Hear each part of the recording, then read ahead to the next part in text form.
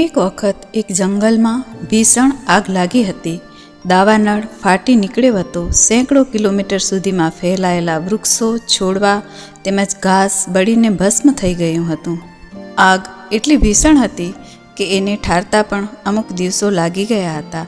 આગ સંપૂર્ણપણે ઠરી ગયા પછી એ વિસ્તારના ફોરેસ્ટ ઓફિસર પોતાના માણસો સાથે વન્યજીવોની કેટલી ખુવારી થઈ છે અને કેટલા વન્યજીવો મરણ પામ્યા છે તેનો અંદાજ લગાવવા માટે નીકળ્યા હતા.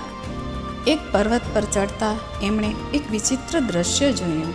બળીને સાવ ઠૂઠા થઈ ગયેલા એક ઝાડની નીચે એક વિશાળકાય પક્ષી ઊભા જ સળગી ગયું હતું.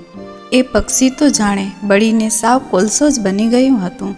ઓફિસરે પોતાની લાકડીથી એ પંખીને આડું પાડ્યું. જેવું પંખી આડું પડ્યું કે તરત જ એની પાંખની નીચેથી ચીંચી કરતા 3 નાનકડા અને થોડા નબળા પડી ગયેલા બચ્ચા નીકળી આવ્યા.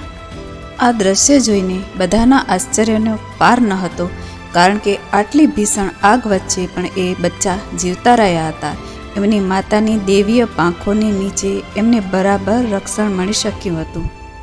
પેલી પક્ષી માતાને તો ખબર જ હતી કે આગ બધે જ ફેલાઈ જવાની છે, કારણ કે આમ પણ પક્ષીઓને તો પહેલેથી જ જાણ થઈ જતી હોય છે.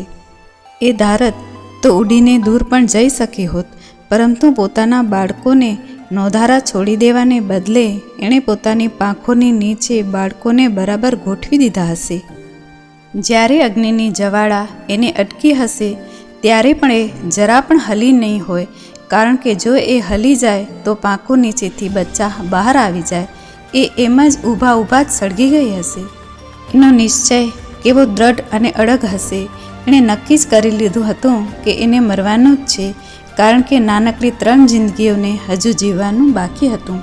એ બચ્ચાઓના રક્ષણ માટે અને એમને જીવનદાન આપવા માટે એ માં પોતે આખે સળગી ગઈ.